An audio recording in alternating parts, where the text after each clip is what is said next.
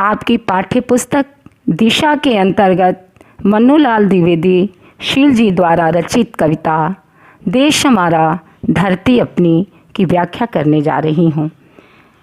इस वीडियो को शुरू करने से पहले यदि आप मेरे चैनल पर नए हैं तो कृपया सब्सक्राइब करें और बेल आइकन को दबाएं। अब समय बर्बाद किए बिना अपने वीडियो को हम आगे बढ़ाते हैं। देश हमारा धरती अपनी, हम धरती के लाल, नया संसार बसाएंगे, नया इंसान बनाएंगे। बच्चों, जिस धरती पर, जिस देश में हम रहते हैं उसके प्रति भी हमारी कुछ उत्तरदायित्व, कुछ फर्ज, कुछ कर्तव्य निष्ठा होती है जो हमारा देश, हमारी धरती हमसे अपेक्षा करता है। इस कविता के माध्यम से कवि कहते हैं कि देश यह हमारा है और यह धरती भी हमारी है और हम इस धरती के लाल हैं, यानी पुत्र हैं। इसकी संतान होने के नाते इस धरती के प्रति हमारा भी कुछ कर्तव्य बनता है। एक नए संसार का हम मिल करके इस नए संसार का निर्माण करेंगे कि इस संसार में ऐसे मानव का जन्म होगा जो ममता और समता से पूर्ण होगा और एक दूसरे के लिए समर्पित होगा। 100 स्वर्ग उतर आएंगे, सूरज सोना बरसाएंगे और यही चाहेंगे कि संसार में हम जो नए संसार का अपनी भावनाओं से, अपनी नई सोच से संसार का निर्माण करेंगे, उसमें सैकड़ों स्वर्ग की आभाएं झलकती हों, अर्थात सौंदर्य का चारों तरफ विकास हो और सूरज जो है सोना बरसाएगा, अर्थात हमारा देश, हमारी धरती संपन्न रहेगी, संपदाओं से, हर प्रकार की संपदाओं से परिपूर्ण यह धरती स्वर्ग के समान प्रतीत होगी। दूध धान्य के लिए पहनकर जीवन की जयमाल और दूध धान्य या अर्थात दुग्ध, दही, घी, मक्खन आदि की इतनी भरमार हो कि कहीं अभाव का नाम न हो और अनाजों का ढेर हमारे इस देश में, हमारी धरती में फैला हो। हम हर प्रकार से संपन्न हो, विपन्नता का कहीं नामो निशान न हो और इस प्रकार से इस दूध धान्य के लिए हम जीवन की जयमाल को पहन करके इस धरती पर, इस देश में प्रतिदिन त्योहार की तरह का जीवन व्यतीत करें। हर एक व्यक्ति खुश रहे और हर एक दिन उसके लिए त्योहार की तरह हो। एक नया संसार बसाएंगे, नया इंसान बनाएंगे। कोई भी अकेला चना भाड़ नहीं फोड़ सकता। हम सभी मिलकर के, कवि कह रहे हैं कि इसमें हम सभी मिलकर के ही इस देश को, इस धरती को संपन्न बना सकते हैं।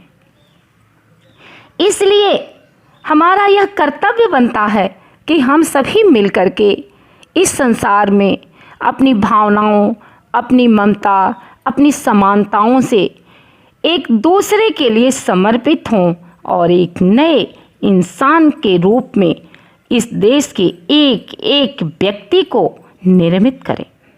क्योंकि यह देश हमारा है और यह धरती भी हमारी है और हम इस धरती के पुत्र हैं। इसलिए इस धरती के लिए हमारा भी कर्तव्य है और हम इस कर्तव्य के लिए अपने इस देश पर, इस धरती पर एक अलग संसार बसाएंगे और एक नए इंसान का निर्माण करेंगे।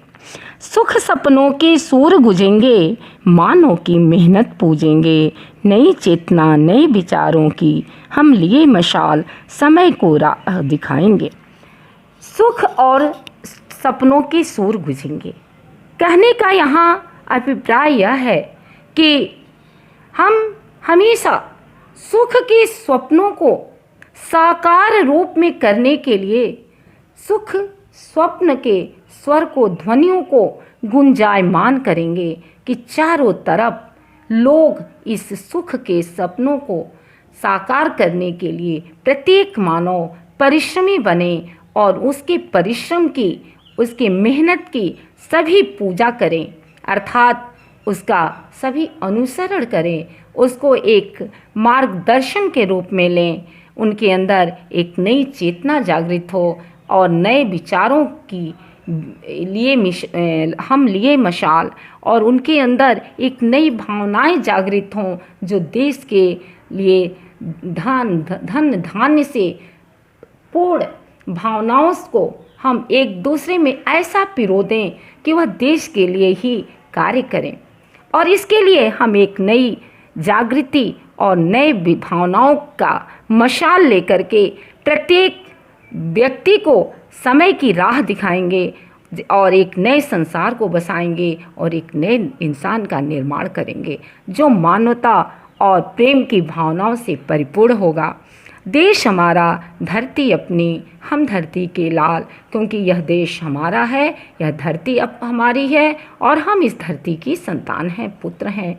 नया संसार बसाएंगे, नया इंसान बनाएंगे।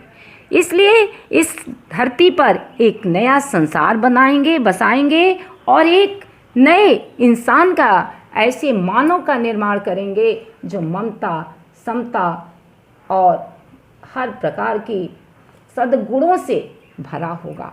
एक करेंगे मनुष्यता को और सभी मनुष्यों में एकता की भावना को पिरोएंगे, क्योंकि किसी भी कार्य को यदि विकास की ओर ले जाना है, विकासशील बनाना है, तो उसमें अनेकता नहीं बच्चों, एकता की आवश्यकता होती है।